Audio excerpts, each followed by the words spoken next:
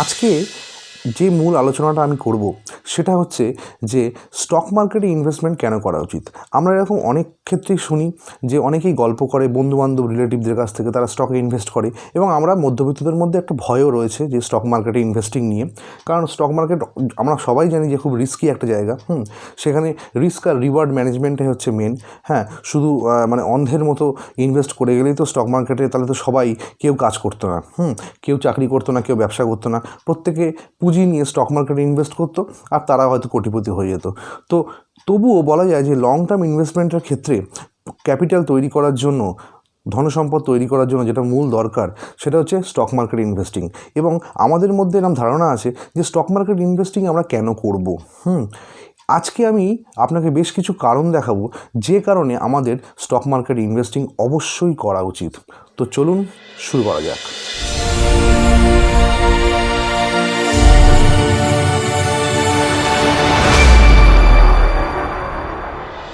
প্রথম কারণ সেটা এর মধ্যে বেশ কিছু কারণ হয়তো এমন আপনি পাবেন যেটা হচ্ছে আগের ভিডিওয়ে হয়তো আপনারা দেখেছেন যে স্টক মার্কেটে ইনভেস্টমেন্ট কেন করব সেটা নয়, মিউচুয়াল ফান্ডে কেন ইনভেস্ট করব। স্টক মার্কেটে ইনভেস্টিংয়ের প্রথম যে কারণটা বলা যায় সেটা হচ্ছে স্টক মার্কেট একটা এমন জায়গা যেখানে আপনি কম্পাউন্ড ইন্টারেস্টের সুবিধা পান, অর্থাৎ পাওয়ার অফ কম্পাউন্ড ইন্টারেস্টের যে মজা বা যে ম্যাজিক সেটা কিন্তু স্টক মার্কেটে ঘটে। কারণ স্টক মার্কেটে আপনি আজকে যে টাকাটা ইনভেস্ট করছেন সেই টাকাটা থেকে যে প্রফিটটা আপনি লাভ করছেন, যে প্রফিটটা আপনার হচ্ছে সেই টাকা থেকে, সেই প্রফিটটা কিন্তু আবার সেই কোম্পানিতে ইনভেস্টেড হয় এবং সেই প্রফিটের ওপরে যে অংশটুকু আপনার লভ্যাংশ সেটা যখন ইনভেস্টেড হয় তার উপরে আবার একটা প্রফিট পান এবং এরকমভাবে কিন্তু পাওয়ার অফ কম্পাউন্ডিং স্টক মার্কেটে কাজ করে।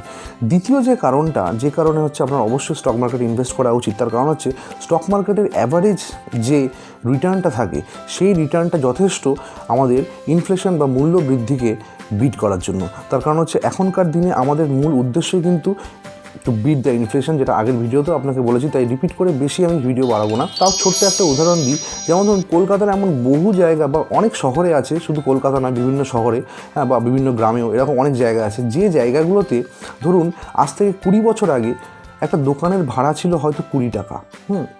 তো আজকে গিয়েও কলকাতার এমন বহু জায়গা আপনি পাবেন যেখানে হয়তো আজকের দিনেও কিন্তু সেই দোকানটায় 20 টাকা ভাড়াই দেওয়া হয়।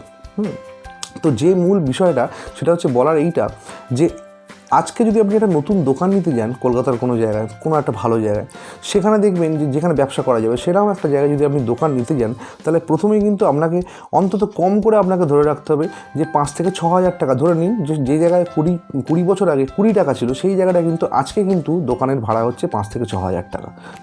তো এবার এমন অনেক জায়গা আছে যেখানে আজও 20 টাকা নেওয়া হচ্ছে, অর্থাৎ সেখানে কিন্তু এই যে মূল্যবৃদ্ধি প্রতি বছরে যে 4 থেকে 6% হারে যে জিনিসের মূল্য বৃদ্ধি হয়, তার সঙ্গে সেই বাজার দরের সঙ্গে তাল রেখে সেখানে সম্ভব হয়নি বলেই কিন্তু এখনও কলকাতার বহু জায়গা আছে যেখানে 20 টাকা করেই ভাড়া দেওয়া হচ্ছে। তাহলে দেখুন মূল্যবৃদ্ধির কী মজা বা কী দুঃখ সেটা আপনি বুঝতেই পারছেন এখানে। আজকে যে জিনিসটার দাম যা আছে সেই জিনিসটার দাম কিন্তু 20 বছর পরে একরকম থাকবে না। প্রতি বছর জিনিসের দাম 5 থেকে 6% হারে কিন্তু বাড়ছে। তো আপনাকে এমন একটা জায়গা খুঁজতে হবে ইনভেস্টমেন্টে যে অন্তত এই 6%-এর ওপরে আমাকে সুদ দেয়, অর্থাৎ 6% ওপর মানে আরও 2% দিল সেরকম তো দিলে হবে না, যথেষ্ট ভালো পরিমাণে দিতে হবে। তো স্টক মার্কেটে মূলত ইনভেস্ট করার কারণ হচ্ছে কি যে আপনি ইনফ্লেশনকে বিট করতে পারবেন, আপনি মূল্য বৃদ্ধিকে বিট করতে পারবেন। তার কারণ হচ্ছে স্টক মার্কেটে ইনভেস্ট করলে আপনি অন অ্যান অ্যাভারেজ 10 to 12% আরামসে পেতে পারেন। স্টক মার্কেটের হিস্টোরিক্যাল গ্রোথ বেসিক্যালি কিন্তু আপ ট্রেন্ড। তো আপনি যদি দেখেন আজ থেকে 20 বছরের যদি গ্রাফ দেখেন, 25 বছরের যদি গ্রাফ দেখেন, তাহলে সেই গ্রাফটা দেখলেই বুঝবেন যে আলটিমেটলি শেষ অবধি কিন্তু স্টক মার্কেট উপরের দিকেই যায়। তার কারণ হচ্ছে দেশের যে ইকোনমিক সেটা কিন্তু ওপরের দিকে আস্তে আস্তে ওঠে। আর ভারতের যদি কথা ধরি তাহলে ভারতের তো ইকোনমি উপর দিকে উঠছেই, এবং তার সঙ্গে সঙ্গে কিন্তু স্টক মার্কেটের গ্রোথ ওপর দিকে ওঠে। তাহলে আজকে আপনি যে স্টকটা কিনবেন সেই স্টকটা যদি লং টার্মের জন্য যদি আপনি রাখেন তাহলে সেটা কিন্তু আলটিমেটলি 15 বছর 20 বছর পর কিন্তু সেটা আপনাকে লাভ দেবেই। পরবর্তী যে কারণটা মূলত যে কারণে হচ্ছে আমাদের স্টক মার্কেটে ইনভেস্ট করা উচিত সেটা হচ্ছে কি যে স্টক মার্কেটের ক্ষেত্রে আপনি একটা রুপি কস্ট অ্যাভারেজিংয়ের সুবিধা পাবেন। যেটা হচ্ছে আমি এর আগের ভিডিও বলেছিলাম, সেই একই পয়েন্ট স্টক মার্কেটেও রয়েছে। সেটা কি আপনি আজকে একটা স্টক কিনছেন, যেটা আমি এনএভি দিয়ে বলেছিলাম, ইউনিট দিয়ে বলেছিলাম। স্টকের ক্ষেত্রে কী হয়, আপনি একটা স্টক কিনছেন 100 টাকা দিয়ে, মার্কেট যদি ক্র্যাশ করে কোনো ভয়াবহ কিছু এরকম করোনার মতো বা এরকম কোনো যদি পরিস্থিতি ঘটে, ঠিক আছে, তাহলে সেটা ক্র্যাশ করলে দেখা গেলো হয়তো 100 টাকার যেটা স্টক আপনি কিনেছিলেন সেটা হয়তো কমে গিয়ে 80 টাকা হয়ে গেল। তো তো আপনি 80 টাকা যখন হলো তখন যদি আবার আরেকটা কেনেন 80 টাকায়, তাহলে আলটিমেটলি আপনার কিন্তু অ্যাভারেজটা হয়ে যাচ্ছে 90 টাকা। তাহলে 100 টাকা যেটা প্রথমে কিনেছিলেন সেটা কিন্তু 90 টাকা আপনার বাইং অ্যাভারেজ হয়ে গেল। পরে যখন এই স্টকটা যখন 90 ক্রস করবে, 100 ক্রস করবে, আবার যখন 120, 150 হয়ে যাবে, তখন কিন্তু আলটিমেটলি আপনার লাভটা অনেক বেশি হবে। তো রুপি কস্ট অ্যাভারেজিংয়ের সুবিধা কিন্তু স্টক মার্কেটে রয়েছে। পরবর্তী যে পয়েন্টটা, যে কারণে আমাদের অবশ্যই স্টক মার্কেটে ইনভেস্ট করা উচিত, সেটা হচ্ছে কি যে অনেক ইজি আর কনভেনিয়েন্ট স্টক মার্কেটে ইনভেস্ট করা। আপনি একটা অ্যাপ ইনস্টল করবেন এবং সেখানে খুব সামান্য টাকার বিনিময়ে, মোটামুটি ধরে রাখুন 300 টাকা 200 টাকা এর বিনিময়ে, বা অনেক কোম্পানি আছে যারা ডিসকাউন্ট ব্রোকার মূলত, তারা বিনামূল্যেও হচ্ছে কিন্তু আপনার ডিম্যাট অ্যাকাউন্ট খুলে দেয়। তার অ্যানুয়াল একটা মেনটেন্যান্স চার্জ লাগে, কিন্তু আপনি সঠিকভাবে যদি ইনভেস্ট করেন সেটা আপনার গায়ে লাগবে না, এতটাই সামান্য সেটা, ঠিক আছে। তো আজকে ঘরে বসে আপনি ডিম্যাট অ্যাকাউন্ট খুলতে পারবেন, আপনি স্টক বসে কিনতে পারবেন, হ্যাঁ। এবং বলা যায় যে জোম্যাটোর অর্ডার করাটা যত সহজ, আজকে স্টক কেনাও ততটাই সহজ। একটা ক্লিক করবেন আপনি এবং স্টক কেনা হয়ে যাবে, একটা ক্লিক করবেন বিক্রি হয়ে যাবে। তো এটা যেহেতু অনেক ইজি আর কনভেনিয়েন্ট, সে আগেকার দিনের পুরোনো দিনের মতো সিস্টেম নেই। তো আজকে আপনি চাইলেই কিন্তু অনেক সহজে কিন্তু আপনি স্টক মার্কেটে ইনভেস্ট করতে পারেন, ঠিক আছে। পরবর্তী যে পয়েন্টটা, যে কারণে আমাদের স্টক মার্কেটে ইনভেস্ট করা উচিত, সেটা হচ্ছে যে এক ধরনের স্টক আছে, সেইটাও সম্পর্কে আমি পরে ভিডিও কভার করব, ডিটেলসে বলবো। এখন ছোটো করে জেনে রাখুন যে ডিভিডেন্ড স্টক এক ধরনের স্টক আছে, ঠিক আছে। বিভিন্ন কোম্পানি আছে যারা খুব ভালো ডিভিডেন্ড দেয়, অর্থাৎ সেই কোম্পানির যে স্টকটার দাম আস্তে আস্তে গ্রাফ ওয়াইজ যে এরকম উপর দিকে ওঠে, শুধু তাই নয়, হ্যাঁ, এমনও হয় যে সেই কোম্পানি বছরে তার যে লভ্যাংশ, তার একটা অংশ, একটা পার্সেন্টেজ সে আপনাকে ডিভিডেন্ড হিসেবে আপনার ব্যাঙ্ক অ্যাকাউন্টে ট্রান্সফার করে। তাহলে আজকে যদি 1 লাখ টাকা আমি ইনভেস্ট করে রাখি, ভেবে রাখুন প্রতি বছরে কিন্তু যদি 10% যদি সে ডিভিডেন্ড দেয়, তাহলে কিন্তু প্রতি বছর কিন্তু আমার কাছে প্রায় 10,000 টাকা কিন্তু এমনি ঢুকবে। মানে তারপরে ওই 110 টাকা 20 টাকার স্টকটা, সেটা কি দাম বাড়লো না বাড়লো সেটা আমি সেই দিকে আমি যাচ্ছি না, ঠিক আছে। সেটা বাড়লো, সেটা তো ক্যাপিটাল গেন, কিন্তু ক্যাপিটাল গেন ছাড়াই আপনি একটা সুন্দর ডিভিডেন্ড আপনি পাবেন। তো স্টক মার্কেটে ইনভেস্ট করার মাধ্যমে আপনি একটা স্টেডি, একটা নির্দিষ্ট ইনকাম ইন্টারেস্টের মতো করে আপনি পেতে পারেন, ঠিক আছে। পরবর্তী যে কারণটা মূলত, সেটা হচ্ছে কি, সেটা হচ্ছে ডাইভার্সিফিকেশন নিয়ে এর আগেও আমি বলেছি, আগের ভিডিও দেখে নিন অবশ্যই, ঠিক আছে, যদি না জানেন। তো সেখানেও ডাইভার্সিফিকেশন একটা ধারণা পেয়ে যাবেন। ডাইভার্সিফিকেশন মানে স্টকের ক্ষেত্রে কীরকম হবে সেটা আমি হালকা করে বলে দিই, অন্যান্যগুলো যেটা আগের ভিডিও বলেছি রিপিট করবো না আমি। সেটা হচ্ছে কি যে মূলত ডাইভার্সিফিকেশনের ক্ষেত্রে হয় কি, ধরুন আপনার কাছে যদি 10,000 টাকা থাকে, তো 10,000 টাকা আপনি সেম সেক্টরে বা সেম কোম্পানিতে লাগাবেন না। আপনি যদি 10,000 টাকা, এমন যদি দেখা যায় 10,000 টাকা আপনি 5খানা কি 6খানা কোম্পানিতে ভাগ করে দিলেন, তাহলে দেখা যাচ্ছে ওই 5টা 6টা কোম্পানির মধ্যে হয়তো 1টা কি 2টো কোম্পানি হয়তো খুব খারাপ করলো রেজাল্ট, হ্যাঁ, তার জন্য হয়তো দেখা গেলো হয়তো যে সেই কোম্পানি থেকে আমার প্রফিট হলো না সেরকম, কিন্তু বাকি যে 3টে কোম্পানি হয়তো খুব ভালো করলো। তাহলে এই যে অল্প খারাপটা আর অনেকটা ভালোটা, এরা কী করে একে অপরের পরিপূরক হিসেবে কাজ করে, এবং তার ক্ষেত্রে কী হয় যে আপনার আলটিমেটলি হয়তো লস হবে না। তো এই যে সুবিধাটা, এটাকেই বলা হয় মূলত ডাইভার্সিফিকেশন। মানে একটা জিনিসকে, আপনার পুঁজিটাকে বা ক্যাপিটালটাকে মূলত আপনি কয়েকটা জায়গায় ভাগ করে দিচ্ছেন, বিভিন্ন সেক্টরে ভাগ করে দিচ্ছেন। কখনো এমন হতে পারে না বা হয়ও না যে একসঙ্গে সব রকম সেক্টর খারাপ পারফর্ম করছে। স্টক মার্কেটের মজা হচ্ছে কি যে কোনো লক ইন পিরিয়ড থাকে না এখানে। আপনার যখন ইচ্ছা তখন আপনি কিনলেন, যদি কখনো বিপদে পড়েন, যদি মনে হয় যে আমার টাকার দরকার, তখন কিন্তু আপনি স্টকটা বিক্রি করে দিতে পারেন, হ্যাঁ। এবং বিক্রি করলে ওই টাকাটা সঙ্গে সঙ্গে আপনার ফান্ডে ঢুকে যাবে, ফান্ড থেকে আপনি ডাইরেক্ট ব্যাংকে ট্রান্সফার করে নিতে পারেন, ঠিক আছে। ফার্স্ট ওয়ার্ল্ড কান্ট্রি যেগুলো, ঠিক আছে, সেই দেশগুলো কিন্তু অলরেডি অনেক উন্নতি হয়ে গেছে, অনেক ডেভেলপড হয়ে গেছে তারা। ডেভেলপমেন্টও তো একটা জায়গাতে একটা লিমিট থাকে, লেভেল থাকে, তো তাদের ডেভেলপমেন্ট অলরেডি অনেকটা হয়ে গেছে। কিন্তু ভারত কিন্তু এখনও উন্নয়নশীল দেশ, অর্থাৎ ডেভেলপ করছে ভারত আস্তে আস্তে, ঠিক আছে।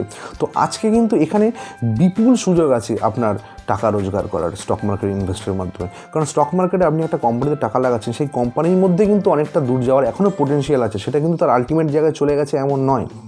তো যেহেতু ভারত হচ্ছে একটা গ্রোয়িং ইকোনমি, যেহেতু ভারত হচ্ছে একটা উন্নয়নশীল দেশ, তার কোম্পানিগুলোতে ইনভেস্ট করাটা কিন্তু অনেক বেশি কাজের।